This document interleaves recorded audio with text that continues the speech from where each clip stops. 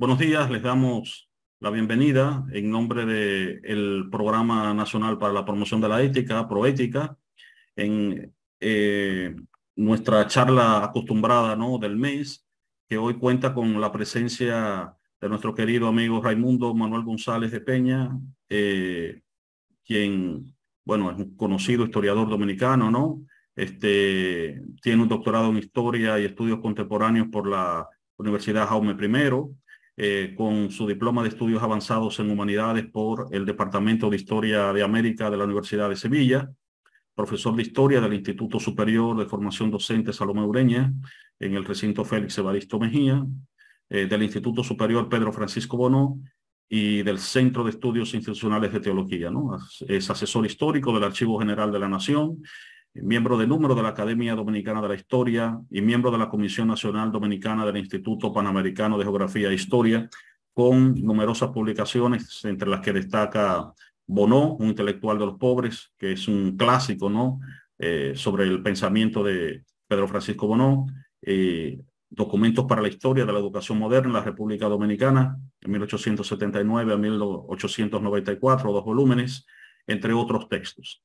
Así que sin más preámbulos, los dejamos con Raimundo González y su charla de hoy, titulada Ética, Identidad e Historia. Bienvenido, Raimundo. Muchísimas gracias por la invitación, Leonardo.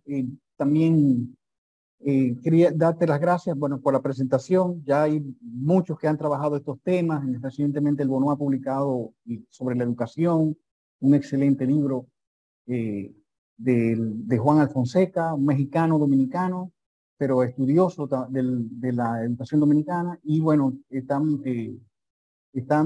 muchas cosas, bueno, sobre Bono ya tenemos el trabajo de Minaya, que ha ayudado mucho a entender la conexión del pensamiento de Bono con el pensamiento latinoamericano, que es lo más importante. Pero bueno, el tema que nos convoca el día de hoy, a petición también de Mario, es la cuestión de la relación entre identidad, memoria y ética.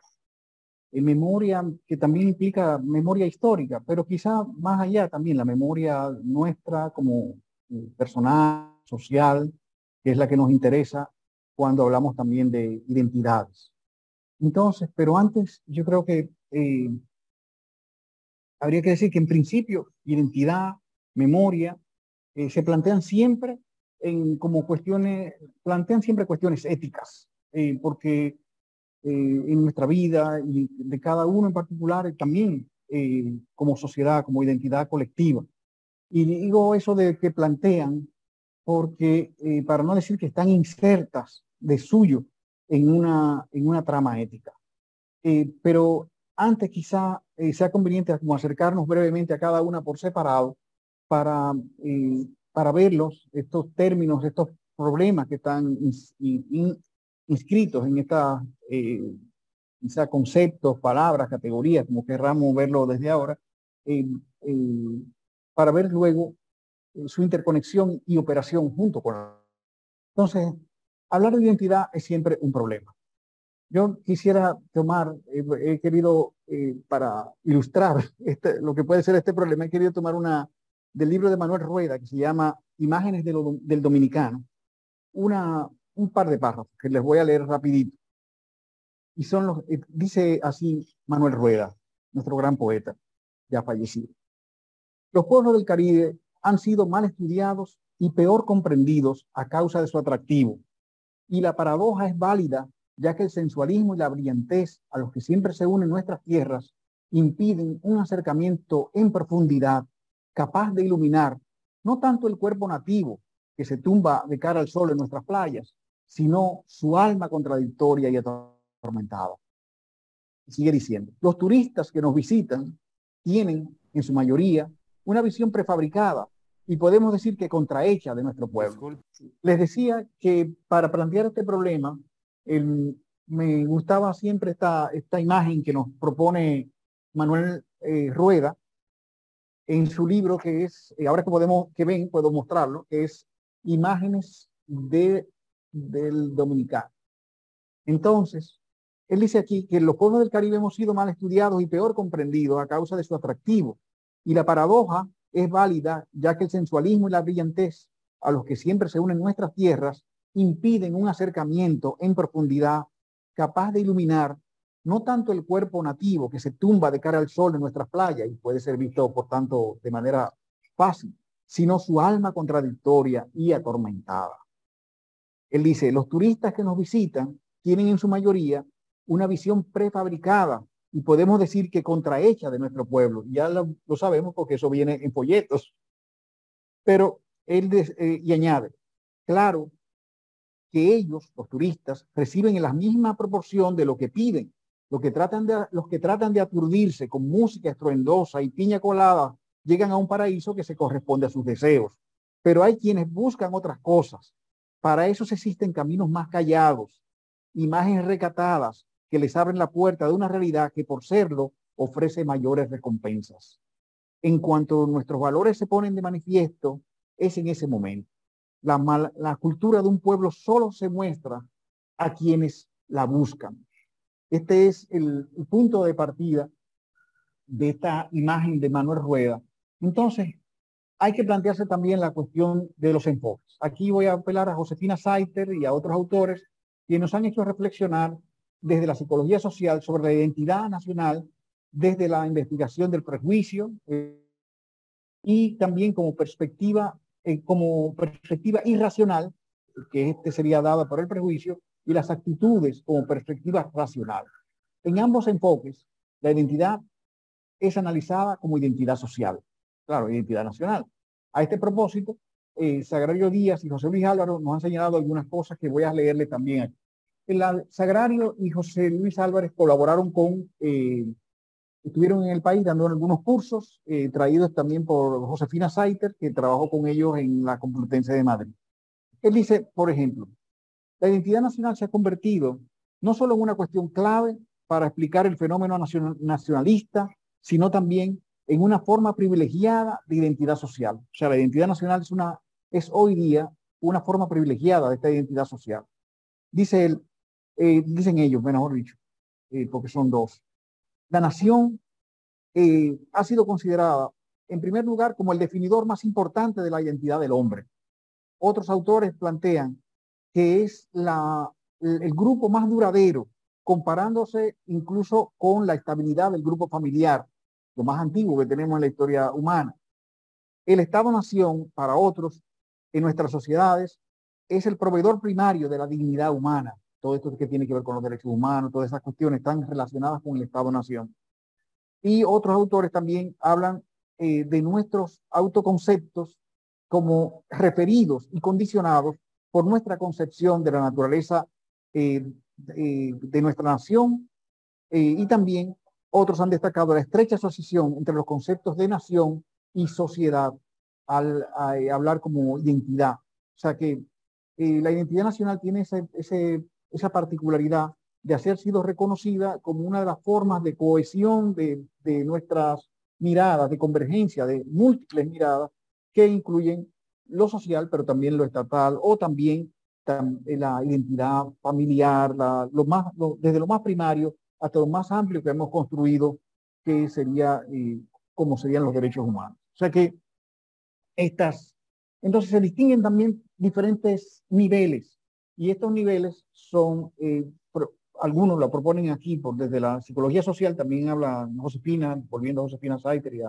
y estos autores también, tres niveles ellos plantean: una identidad étnica, una identidad cultural y una identidad nacional. Cada grupo entonces podría referirse a esas identidades, una primera identidad étnica, otra identidad más amplia, que puede ser la identidad cultural, se puede compartir no solamente una etnia, y también la identidad nacional, donde normalmente vemos varias etnias actuando juntamente.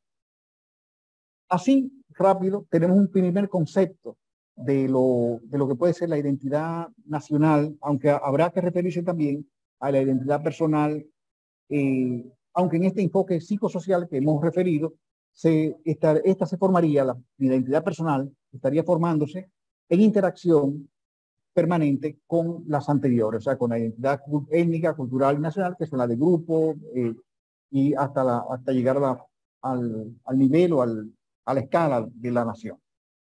Entonces, pasemos así brevemente hacia el concepto de memoria. En estos días tuvimos aquí en el Infodosu un seminario donde nos habló Yunen, que nos recordó algunos conceptos claves sobre la memoria, partiendo de la importancia de la memoria para la construcción incluso de nuestras identidades. Aquí comenzaba diciendo Rafael Emilio los tipos de memoria que había, y voy a tomarlo de él para luego pasar a uno de los subrayados que él hizo. Hablaba de la memoria en varios sentidos, de las múltiples funciones de la memoria. Una función de hacer presente. Y eso quiere decir, es una función que tiene dos caras. Una recuperadora, mediante el recuerdo, y otra que es discriminadora mediante el olvido. O sea, la memoria siempre va a tener esta dinámica del recuerdo-olvido, y esto también dice de la función que ella cumple en nosotros como personas, pero también como sociedad. Es una función reordenadora, continua de operaciones de la mente y funciones suministradas y funciones que suministran también pautas de acción. El recuerdo y la discriminación, el olvido, en este caso, nos van a permitir que nosotros podamos entonces crear nuestras pautas de acción con respecto a ciertos sucesos o fenómenos. Esa es la idea. Por último, la memoria también se puede distinguir entre memoria vivida, que es modificada por la memoria heredada y también por la memoria transferida. Nosotros nos transfieren memoria en las escuelas, en las universidades, van dando una memoria que nosotros no teníamos. Otra es la memoria heredada por el conjunto del barrio, la comunidad donde estamos, la familia misma, los primos nos transmiten memoria. Y nosotros la experiencia vivida, que esa es ya la memoria como más chiquita, pero que no está sola, ni puede existir sola. Esa experiencia vivida continuamente está interpenetrada, interconectada con esas otras memorias, esa memoria heredada y esa memoria transferida.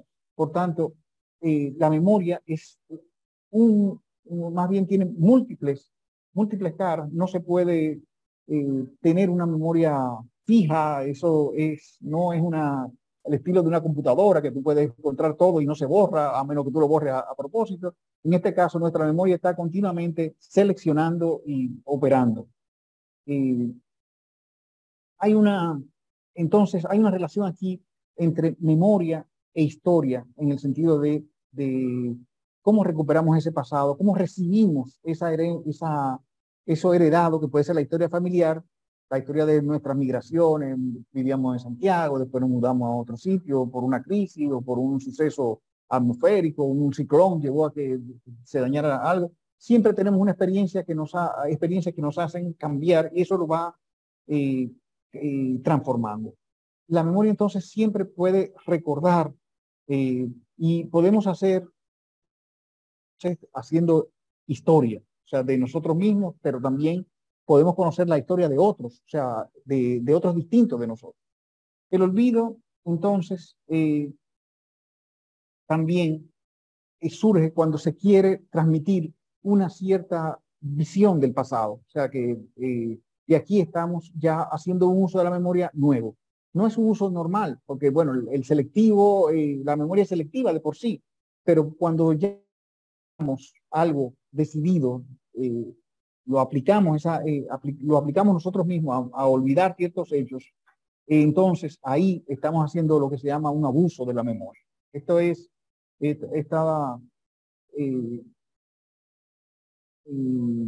implicando algo más que una simple historia. La historia realmente es lo sucedido, todo. Si nos acordamos o no nos acordemos de ello, lo sucedido entra en la historia. Pero la memoria es lo recordado de lo sucedido. O sea que ahí ese matiz es lo que viene a poner aquí. Entonces cuando tenemos un uso de lo recordado, de lo sucedido, y ese abuso es cuando ya nosotros comenzamos a quitar, no porque no lo recordamos, sino porque lo queremos borrar de esa memoria. Eso es lo que llamamos abuso de la memoria. Y hay situaciones como, aquí voy a citar algunas que nos da el mismo Rafael Emilio. Dice, estas situaciones generalmente ocurren de abuso de la memoria cuando los estamentos retrógrados de un país imponen, por ejemplo, explícita o explícitamente, una ley del borrón y cuenta nueva. Borrón y cuenta nueva, todo lo que pasó ya no importa, con el pretexto de que esa es la manera o de que esa sería la única manera de salir del atraso que deja cualquier gobierno represivo. Esa es la ley del silencio. Trata de confirmar la expresión de que no se puede vivir sin olvidar. Lo hemos escuchado muchas veces. No, no, olvida, que si no, no puedes vivir con eso. Tú, para tirar para adelante, tienes que olvidar. Y hasta cierto punto hay razón en ello. Dice, pues el olvido es una función selectiva de la memoria, la cual puede activarse para evitar la permanencia de algún recuerdo traumático. Pero hasta ese punto, a nivel personal, a nivel colectivo, esto se convierte en un abuso de la memoria. El mismo Junen de Aróstegui, uno de los estudiantes, de los estudiosos ya fallecidos recientemente, bueno, no tan reciente, ya hace varios años, pero ido de tiempo, por decirlo así. Julio Aróstegui nos decía que la memoria es tanto reconstrucción del pasado como bagaje imprescindible para abordar el futuro. La memoria es ayer, pero solo puede sernos de utilidad si con ella construimos mejor el mañana. Yo creo que con esto ya estamos listos para entrar en esa interrelación en un nivel más profundo que nos lleva a la cuestión de la interrelación entre ética, memoria y la identidad que hemos hablado de nuevo. Con una particularidad. Hoy estamos frente a un cambio en lo que ha sido esta perspectiva crítica de la memoria, que trata de ver que la memoria no solamente es pasado, no es solamente una referencia al pasado, sino que también nos ayuda a vivir el presente, a situarnos en el presente, a tomar como yo no quiero usar la palabra empoderar, porque a veces se abusa mucho de ese poder, pero a tomar nuestro presente como donde están las opciones en las que puedo elegir, pero para construir un mejor futuro. Y esto es lo que nos propone entonces esta relación de la ética. ¿Qué es lo que buscamos? ¿Qué es lo que está planteado en esta misma frase que nos decía Aróstegui? El ayer no nos sirve, sino es para mirar hacia el futuro. Esta es ¿por qué? Porque nos está ayudando en el presente a hacer las elecciones, a tomar las opciones que nos aseguran, o no que nos aseguran, porque no es, pero que nosotros nos sentimos conformes con que estamos haciendo lo que debemos hacer. Esa es la idea en este plano, ¿no? Bueno, yo voy a comenzar hablando de siempre la identidad y aquí ya es en un sentido claramente ético, es una forma de producción de sentido. Y es una forma de sentido arbitraria, en ese caso, porque no está dado por nosotros, es arbitraria, pero no menos real. Es una argumentación, un argumento que ha planteado Diógenes Céspedes al hablar sobre la crítica al concepto político de identidad. Pero más que quedarnos en ese, yo quisiera avanzar todavía más para decir, bueno, efectivamente, como hace Manuel Castells, la identidad es una fuente de sentido y experiencia para la gente. O sea, nosotros cuando hablamos de identidad, y hablamos de identidad nacional, hablamos de esa identidad que es poco conocida, que nada más se la conoce cuando se la busca, cuando uno se acerca a ella, como decía Manuel Rueda, con interés de dejarse meter en ella. Entonces, es una fuente de sentido y de experiencia para la gente. Estas dos cosas son muy importantes para entrar en el concepto de Castells. Y ahí yo voy a tomar otro razonamiento que él hace al hablar de la identidad como una construcción social.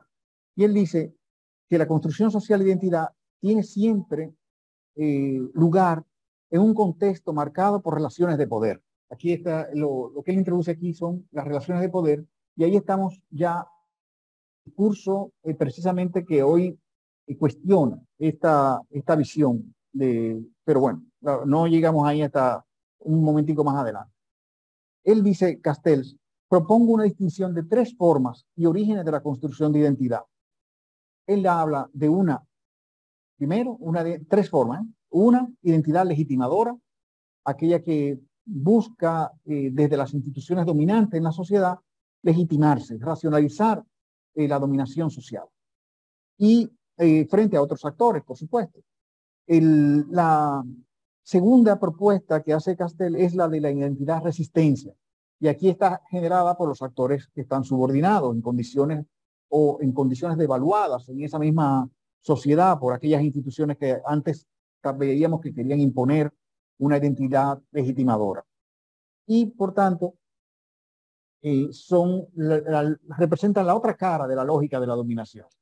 Estos son los que resisten, los que construyen trincheras y buscan la supervivencia basándose en principios distintos u opuestos a los que ya impregnan las instituciones de la sociedad dada, de una sociedad dada. Entonces, y por último, nos plantea Castells la identidad proyecto. Y esta última es la que más nos interesa porque es la que entonces ya empata con lo que nos acaba de decir sobre la memoria Aróstegui, y es cuando habla de que los actores sociales, basándose en los materiales culturales de los que disponen, construyen una nueva identidad que redefine su posición en la sociedad y al hacerlo buscan la transformación de toda la estructura social. Esta es las tres formas que ve. Entonces, así se comprende mejor la memoria de ayer. No nos sirve si no es para construir el futuro. Esa memoria de ayer son esos elementos que nos van a dar para interpretar el presente y reconstruir ese presente en un futuro. Yo, por ejemplo, una de las cosas que funciona, en las escuelas o en las comunidades, en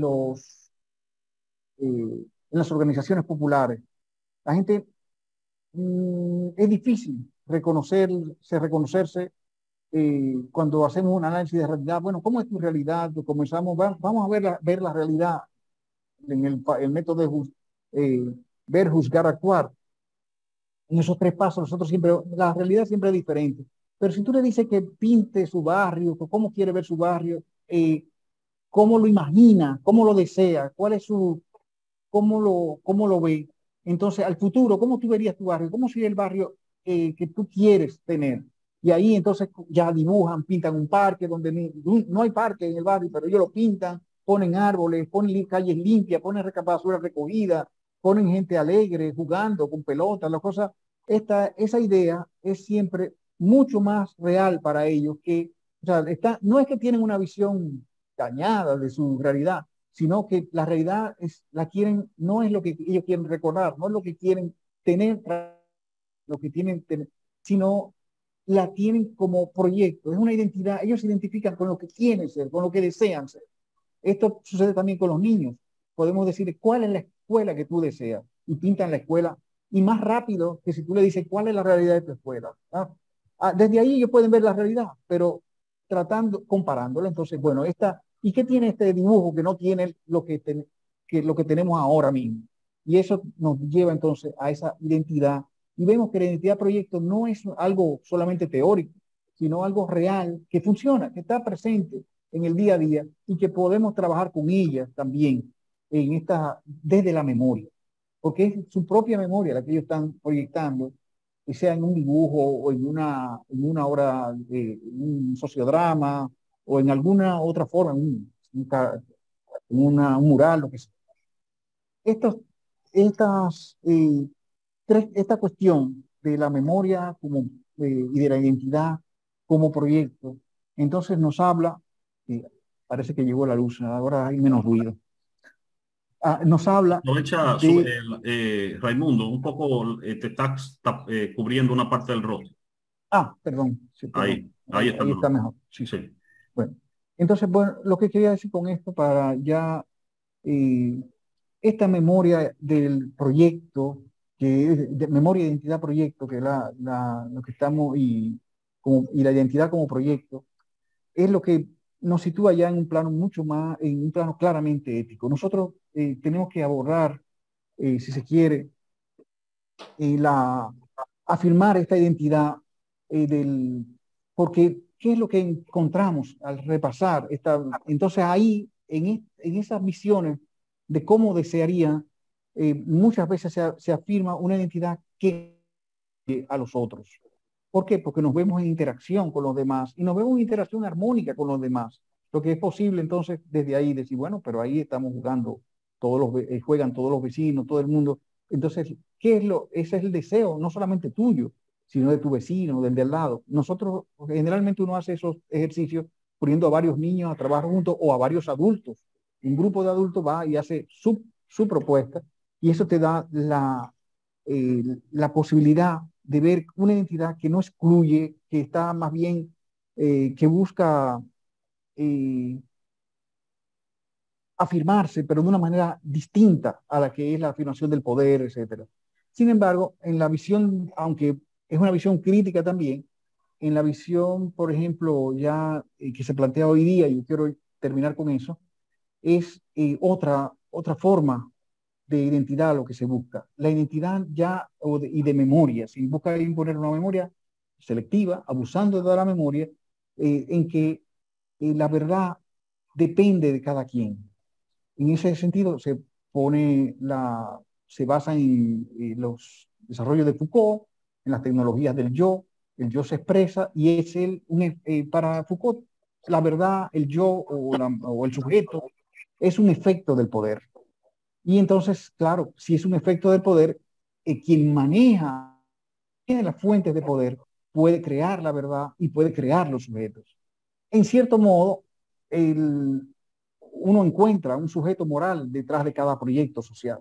O sea, hay un proyecto social despótico y debajo de ese proyecto social despótico, está sostenido por un sujeto moral que es el obediente, pero que no el que obedece. Entonces necesitamos a veces entonces, que cumpla deberes, pero que no sepa de derechos. Un poco, estoy extremando la nota, pero es esa idea. Eh, en, Mientras que en esta visión de proyecto está más abierta a lo posible y a lo que no hay. Entonces es una visión como desde otro enfoque, desde otro plano, una identidad que no, tenemos que buscar una identidad que no excluya, sino que incluya en lo que eh, pensamos siempre como relaciones con los demás, siempre, si nos pensamos que nuestra identidad es una relación siempre con los demás, entonces no hay forma de que, no hay cabida a la exclusión.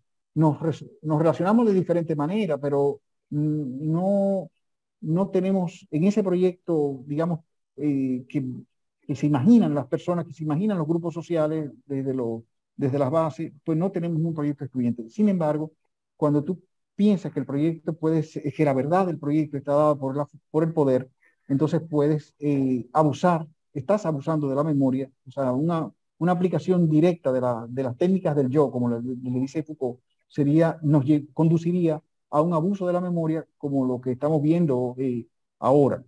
En los regímenes de posverdad. Un régimen de posverdad donde la verdad de cada quien tiene su verdad. Bueno, la verdad no existe porque yo la tengo la mía, tú tienes la tuya, tú te quedas con ella, yo me quedo con la mía. Pero como yo soy el que tengo el poder, la mía es la que se impone. Entonces así vemos, por ejemplo, como ahora mismo voy a este debate que ha salido, bueno, lo primero, dos cosas nada más voy a decir y ya terminé. Una, la necesidad de la posverdad en un mundo, en una sociedad como la nuestra, ¿cómo se llama? Occidental y tal, donde todos los días no, ya nos cansamos de los asombros, porque todos los días vemos un nuevo escándalo. Entonces, ante estos escándalos en la sociedad diaria, que a diario salen por la prensa, que matan niños en Estados Unidos, que esto, lo otro, y que la corrupción por todas partes. Pues, entonces, mejor que tengamos un régimen de posverdad, donde la verdad es dicha desde o impuesta desde esos efectos de poder. Y por otra parte, como lo tenemos también aquí, la gente que ha ejercido el poder, entonces cree que tiene la posibilidad de cambiar las verdades. La verdad histórica está de su lado, porque la verdad histórica, como todo, cualquier otra verdad, sería un efecto del poder. Y así vemos, por ejemplo, como un Ramiro Matos puede decir hoy que yo no estaba ahí. Cuando mataron a Manolo, eso no fue, yo no tuve que ver, yo no estaba ahí. Demuéstrenme que yo estaba ahí. Entonces, ese tipo de cosas es lo que estamos viendo como la identidad, la memoria, se puede abusar de ella y se está abusando de ella en esta nueva forma que estamos en una transición, porque no es verdad que se ha impuesto totalmente el régimen de la posverdad, pero nos está conduciendo a un cambio en la relación ética con la identidad y la memoria que habíamos estado hasta hace poco trabajando en las escuelas, en las universidades, en las organizaciones populares. Ahí lo dejo. Muchas gracias. Bien, muchas gracias, Raimundo. Quiero, antes de pasar a las sesiones de preguntas, pedir disculpas porque ha habido un problema técnico que bloqueó el acceso a muchos participantes y por eso no pudieron pues sumarse a la reunión, ¿no? Entonces, Raimundo, vamos a iniciar, ¿no?, la sesión de preguntas y respuestas. Voy a iniciar yo mismo, ¿no?, en lo que se animan los demás participantes. Hay un punto que quiero que retomes, ¿no?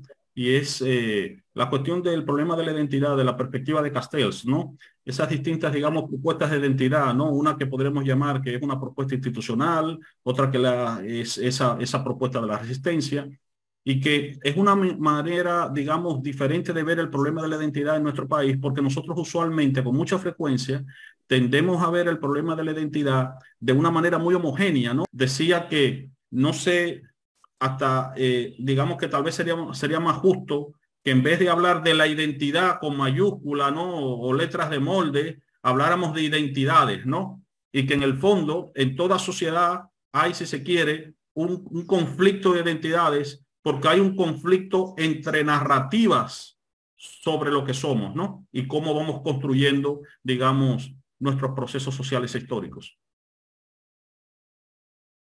¿Quieres? Bueno, podía responder ahora, pero bueno, siempre hay la visión de la identidad más a estilo Parménides, ¿no? La identidad es y no puede dejar de ser. Y lleva esas caracterizaciones así de que, no, los dominicanos son así, son bullosos, son fiesteros, les gusta parrandear, les gusta el plátano, les gusta ese tipo de relaciones que se puede hacer de una lista de cosas. Y bueno, entonces ahí tenemos el dominicano. Pero esos son imágenes estáticas. O sea, la identidad no es una imagen estática, es una imagen dinámica.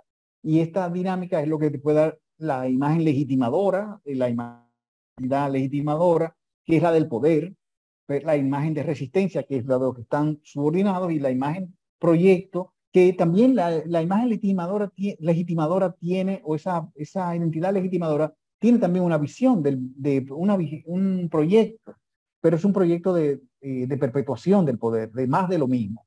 Mientras que el proyecto donde tiene más resistencia desde la visión de la resistencia puede ser mucho más dinámico en cuanto que aspira a un cambio, aspira a una transformación. Pero claro, esta identidad es mucho más heraclitiana, o sea, es más cerca de Heráclito que de Parménides. Heráclito que decía que nadie se bañaba dos veces en el mismo río.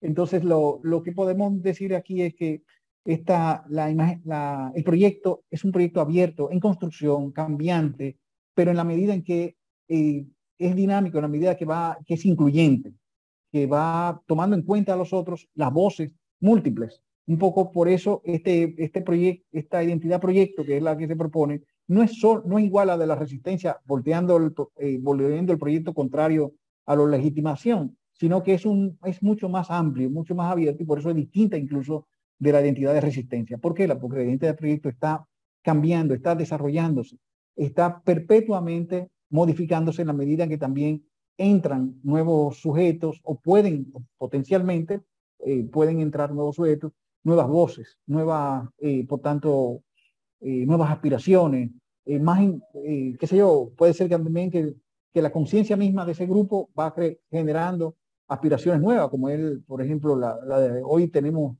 la del medio ambiente, o en un momento dado fue la inclusión de la mujer, pero todavía hay muchas cosas pendientes con relación a todavía esto debe generar más cambios, más conciencia y etcétera. O sea que yo creo que esta que nos plantea Castel de mirar la identidad de manera dinámica es mucho más inteligente y nos abre puertas para pensar, para transformar la sociedad incluso, distinto de que si lo veamos como algo fijo o algo, a veces la gente, los historiadores tradicionales quieren ver una identidad fija. Nosotros somos españoles, somos católicos, ¿no? También hay gente que tiene ya los catolicismos, hay muchos cristianismos vigentes en la sociedad y por qué hay que descontar todo y decir que eso no son, lo vamos a sacar de la identidad dominicana.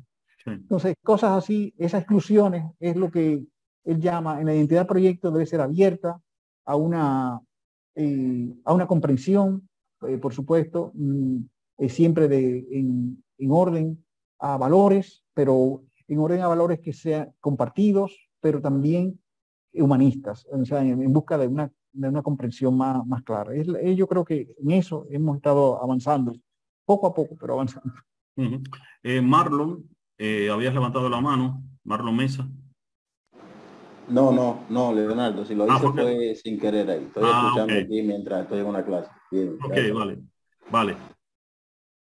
A ver, ¿quién más tiene alguna pregunta? ¿Comentario?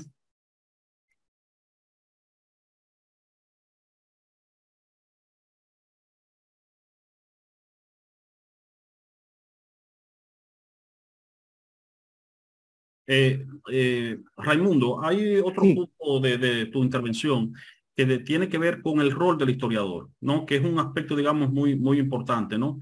Digamos, a veces hay una lectura, digamos, que podríamos decir como mínimo, ¿no? Bastante cuestionable, que ve, digamos, al historiador como un mero, digamos, relator de los hechos históricos, pero que de una manera u otra no lo ve como un compromisario, ¿no? De la memoria histórica, ¿no? A mí me gustaría tu postura, ¿no? Porque me parece que también en esta mirada también hay un problema ético, ¿no? Sí, sí.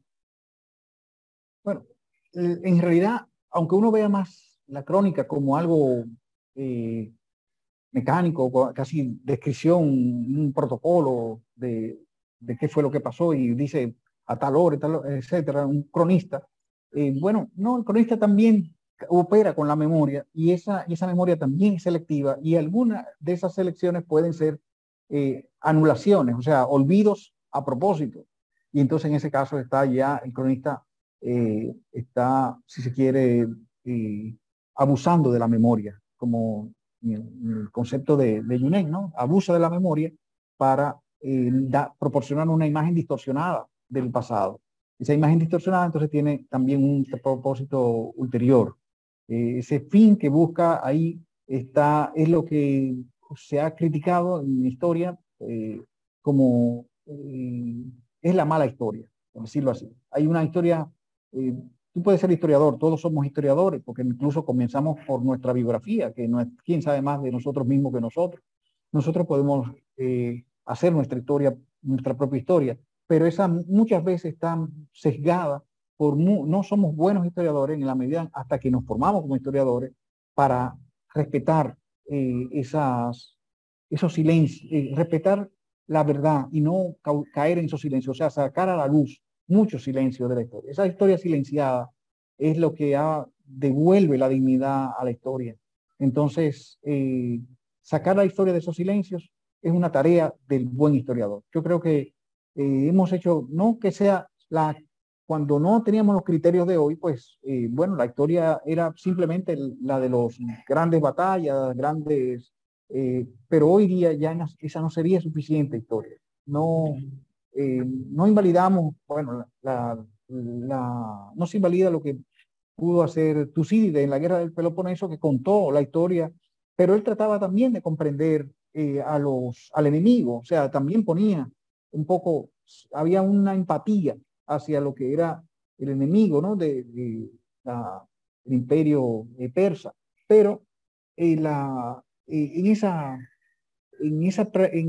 búsqueda, él trata de ser lo más sincero posible y trata de poner toda la perspectiva que a su alcance tenía. Nosotros hoy tenemos muchas más posibilidades que Tucídides y no podemos solamente relatar las batallas o las grandes héroes de nuestra parte, sino precisamente las circunstancias completas, lo más completa posible. Por eso silenciar los grupos silenciados, los esclavos, para mencionar las mujeres, los campesinos, los siervos de todo tipo, también son parte de la historia y tenemos que poblar la historia. La idea hoy día, y este es el grupo de la India que ha estado trabajando con la historia de los subordinados, los grupos subalternos, como ellos le llaman, que fue una palabra que introdujeron desde ahí, un término nuevo para referirse a las clases populares, a las clases excluidas,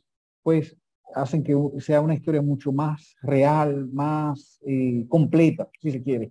Tenemos una vista más completa. No quiere decir que hay que poner más páginas, sino que la síntesis dé cuenta, porque el historiador siempre escribe síntesis histórica, pues esa síntesis dé cuenta de una mayor sensibilidad hacia todos los grupos humanos que estaban viviendo una experiencia.